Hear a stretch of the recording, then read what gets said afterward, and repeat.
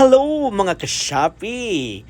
Andito ako ngayon sa sandal section sa mga ito, lalong-lalo pa ngayon bahang-baha. Kailangan talaga dapat matibay at syempre fashionable ang iyong mga sandals. And hindi lang fashionable, kailangan dapat din affordable para sa masa, para sa masang Pilipino. Tingnan niyo naman to, very colorful. Pwedeng-pwede kay ate, kay kuya, kay ineng, kay lola, kay lolo. So, andito, meron lahat si Shopee nito. So, just check ang list dito sa aking link dito sa YouTube. And click nyo lang, okay? Tingnan nyo, ang gaganda, okay? Kompleto tayo sa Shopee.